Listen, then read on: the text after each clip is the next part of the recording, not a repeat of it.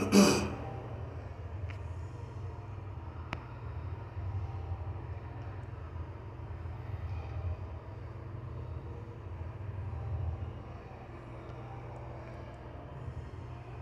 book of Obadiah, chapter 1, starting at verse, I said Obadiah, how that happened. So we go Obadiah, chapter 1, verse 1, and it reads, the vision of Obadiah, thus saith the Lord Yahweh Ba'ashem Yahushua concerning Edom. We have heard a rumor from the Lord Yahweh Ba'ashem Yahushua, and an ambassador is sent among the heathen. Arise ye, and let us rise up against her in battle.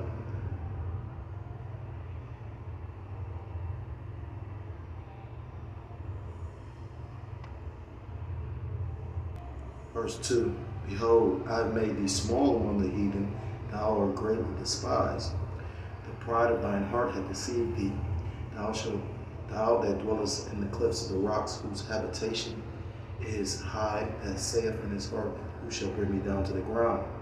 Though thou exalt thyself as the eagle, and though thou set thy nest among the stars, thence will I bring thee down, saith the Lord Yahweh Ba'ashem Yahushua. Makes you think of Isaiah chapter 47, that says, from sin and dust, O virgin daughter of Babylon, which the virgin daughter of Babylon represents these modern day Hebrew Edomites, Adawam, the modern day Idumean. Skipping to verse 6, how are the things of Esau searched out? How are his hidden things sought up? Verse 8, shall I not in that day, saith the Lord, even destroy the wise man out of Edom, and understanding out of the mountain of Esau? Because these Edomites are looking perplexed. They're being exposed. A lot of brothers going into how this year a lot of revelations will come out, because we living in the book of Revelations. From men that call themselves men of the truth, men of the Lord, to this Edomite being exposed to, what's that, 2 Thessalonians chapter 2. The man of sin or the man of perdition being revealed. Jumping to verse 10, the point, for thy violence against thy brother Jacob, shame shall cover thee, and thou shalt be cut off forever. I'm going to start off by giving all praise, all honor, and all glory to Elohim Yahweh, Ba'ashem Yahushua, Ba'ashem HaKadosh, double honors to the elders and to the apostles that told me this truth. Peace and salutations to the Akim, who's the fulfillment of the earth, pushing this truth with faith and with sincerity, as well as risking their lives and our freedom to do so now more so than ever. Shalom to the Akim and Aquat out there listening and learning. Lord willing, this is edifying. Shalom to the Israelite foreigners scattered abroad in the land of other nations, appearing like the other nations, but subscribe to this truth. To you I say shalom. It's Brother Yahushua coming at you another lesson through the Spirit, through the power of Yahweh Ba'ashem Yahushua. And this lesson pretty much is inspired by,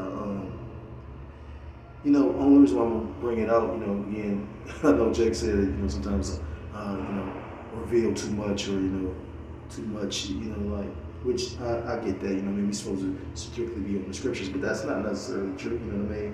The spirit is like the wind, and brothers got different spirits, different spirits under one doctrine. But besides the fact, we in flesh, some Jake go through way more harder shit than other Jake, That's why you got certain Jake that just thought this shit was about Salakia, slip of the tongue and out of the heart.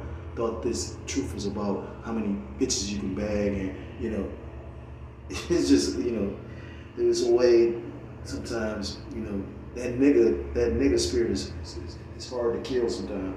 But anyhow, the only reason why I'm gonna reveal this, because it's the spirit. I was listening to a video that the beloved elder did yesterday, and I believe it was called I Don't Give a Damn About the 2/3. And pretty much he's going into this Jake that pretty much was, coming to Esau's rescue, and we going off of condemning this devil. And the elder kept on sitting up there saying, he said, if somebody raped your daughter, if a Moabite raped your daughter, you would hate all Moabites.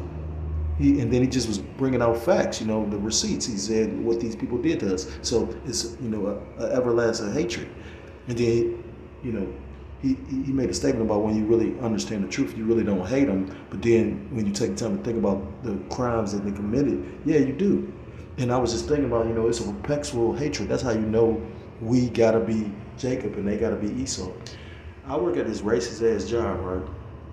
You know, and the funny part about it is this job, you could tell they wasn't hiring Jake. You know, now I guess the supervisor, or well, I forget what his position is. I think he's the supervisor. You know, this is the job where, you know, motherfuckers probably was up and he looked at you like you was stupid. They wouldn't let Jake in here. There's a couple Northern Kingdom Israelites in here, but you know, Northern Kingdom will kiss ass. You know what I mean? You know, Judah will too. You know, Southern Kingdom will too. Now I done seen at this particular job, Jacob throw another Jake under the bus, and then the Lord got his ass back by getting him fired. So the thing is this, boom. They put me by the most motherfucking racist dude in the motherfucking planet, I believe. Now you can tell they racist because you go to speak to a motherfucker and he'll act like he ain't even hear you, right? So you only got to do that to me once. See, the thing is, I could thrive and deal with it because I think I probably hate you more than you fucking hate me, right? And you know that just shows you the level of growth that I basically attained. Because years ago, first coming to the truth, I wouldn't have been able to do that. So long story short, you know, this guy's supposed to be training me to learn how to do his job, but the dude barely speak to me. Now I was talking about how, you know, the last job I could listen to the earphones but couldn't read. This job, they was letting me read. The dude's like, I don't give a fuck what you do, long as you, you know, be here to do your part of this job. So at first, I'm like, he cool, but then I'm seeing how he act, and I'm reading his spirit. I'm like, no, this nigga might be trying to set me up, but I think he sincerely just didn't give a fuck. So one day, the supervisor blowed on me just yesterday, and he like, you know, he be watching me. This motherfucker probably used to be the police, or I know a lot of these motherfuckers was in the military, right? So he watching me. He don't say nothing to me. Then in the last minute, he blow down on me. He like, yeah, you need to stay from behind her. Now I get it. He like a safety guy. It's extremely hot in here. So his point of view is, if you fall out or pass out, I need to be able to see you. But the thing is this, I don't know if that was set up or just happened to fall like that, but the thing is this, the guy that run the machine should have told me that I shouldn't be doing this, I should be around. He like, you should be learning this as much as possible, because of the simple fact, you know, when he ain't here, you're gonna be expected to do this. Now mind you, it's people that know how to run the motherfucking machine and they do my job. This is how cutthroat this shit is. But the thing is, I say, well, I didn't realize any of that and I won't read the book anymore, no problem. But you do realize this dude don't even speak to me. So how the fuck is he gonna even train me? So I didn't say that part, but I'm just thinking, you know, show you how retarded these Edomites is. We give them too much motherfucking credit for it. This is all the will of the Lord. So boom, I'm like, he don't even speak to me. So mind you, he like, well, you know, I ain't got nowhere else to put you. So, you know, right now that's kind of like the job. He was like, I know he's hard to deal with, but, you know, right now that's all I got for you. And basically he told him, like, suck it up, buttercup, and that's what it is. So I hit his ass with the thumbs up and left it at that. Boom. He didn't come to work today because we supposed to have got like some special equipment done where they spending money to get these specially made earplugs.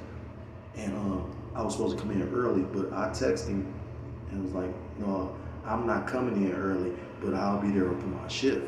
He must have thought I wasn't even showing you the pride of this motherfucker, because he just tried to hit me with like, you gonna deal with it. But no, bitch ass motherfucking cracker. I was gonna go back to my old welding job. You know what I'm saying? Because they think that we need them. To show you how cold the Lord is, the Lord just humbled all these motherfuckers in here.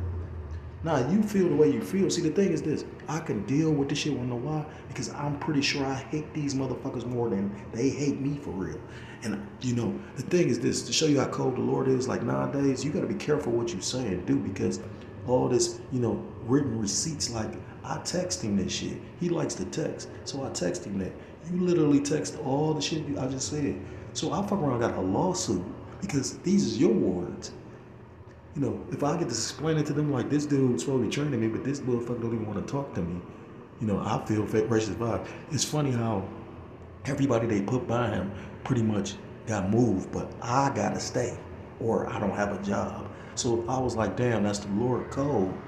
You know what I mean? And like I said, years ago, I wouldn't been able to deal with this. So through water Yahweh Shah for giving me the patience. You know, it's spiritual, because brothers know I like patience. And I was listening to a particular elder, he was talking about, you know, patience possessing your soul. You know, we supposed to be trying to conform to Yahweh Ba'ashem Yahushua. The Most High is patient, so we got to learn patience, you know what I mean? But it's just funny to me how the Lord set it up, because like I said again, I got all this text messages, so I could really be like on some fuck shit. But the thing is this, I'm not even going to try to pursue if I got a lawsuit or none of that shit, because I want the Lord to recompense. Like, with all this shit going on, you know, I want you to keep on doing your little fuck shit for real. Because at the end of the day, the Lord just watching it and adding that shit up. You know, eventually this bitch ain't gonna be around any motherfucking way.